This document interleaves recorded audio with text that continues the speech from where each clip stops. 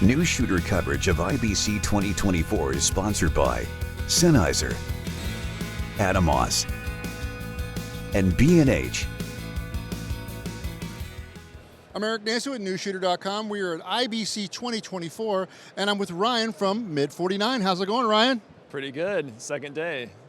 Second day, go, go, go. It feels always the same, right? You never know what time it is in here. Yes. Yeah, I don't know. Lunchtime? What day? Yeah, lunchtime. There you go. Hey, so we have some new products that you have. Where do you want to start? Yeah, so we are in the Radius booth, and they make microphone shock mounts. And so this is a popular shoe-mounted microphone shock mount. We also have a 15mm version, but they were kind enough to let us do a demo. And so in front of you right now is the C400 accessory set. So we have a sliding top handle, so you can unlock this. Top plate that form fits to the camera body. We leave the smart shoe open for additional accessories. Quickly adjust it, lock it. We have a hinge monitor mount, so you can have a simple swivel for the C400 monitor. This also releases, and you can go onto a new viewfinder mount that we have here on the front. So this is a friction knuckle with a NATO rail. So you can lock this on here. So you have an adjustment there. You can adjust the NATO here. And then this arm is a friction mount as well. And now, on the side of the top plate, we have cage arms, quick release base plate, which is what we've had for other cameras as well.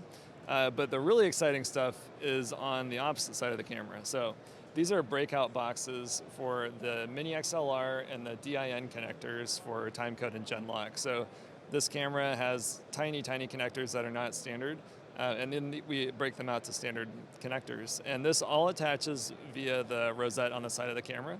So this whole thing can be used without any additional accessories. And then this sidebar here adjusts, so that thumb screw unlocks and you can position this. And then on the back we have our DB10 power distribution module, and this is a brand new release for the show. This attaches to the back of the camera using an Arca Swiss clamp, so you can unlock the side thumb screw, adjust the position of this, and actually have a Canon BPA battery installed at the same time. And this also interfaces with the remote port on the camera, so you can have a standard 3-pin Fisher start-stop functionality. So if you're running a focus system, you can trigger the camera remotely. And this is available in a V-mount and a gold mount version. And we have multiple D-taps, 2-pin Limos, 3-pin Fisher, and a USB-C for power delivery. When you're using the Canon battery at the same time as as a V-mount, do they work simultaneously? Do they trickle power? So when you have the DC input used on the camera body, that camera defaults to that, so it leaves the onboard battery fully charged. And so you can hot swap without the camera shutting down.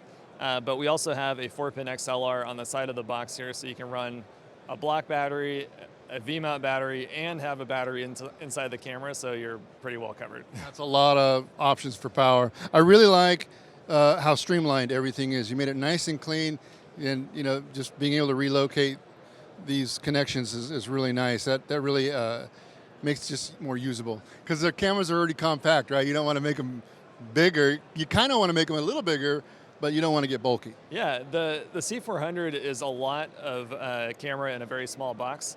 And so to build it out into a full cinema production style setup, you can add these additional peripheral devices.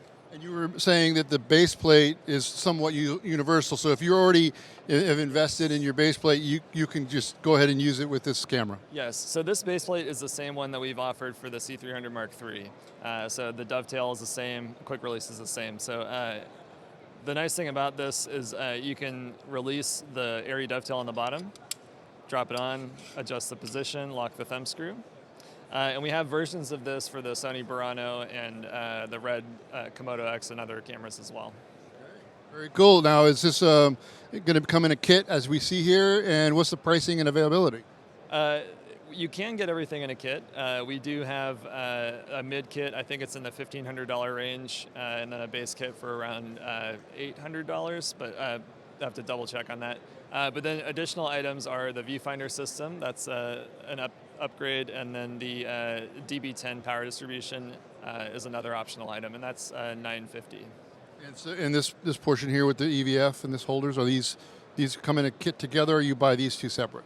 The monitor hinge, this piece plus what's on the monitor itself, is a separate item. And this was introduced with the C400 Mark III, and that's been very popular. And I think that's in the 150 range. But yeah. And then this portion here is That's actually not even on our website yet, so we're still finalizing that. But I think it's going to be in the $300 range, hopefully. okay. And then the power, and I'm sorry, the audio modules. What are these going to run? This Breakout set comes in a kit for $595, I believe, and that's the rosette rod and the Breakout boxes. Looking good. Thank you, Ryan. All right, thank you so much. Have a good show. You too.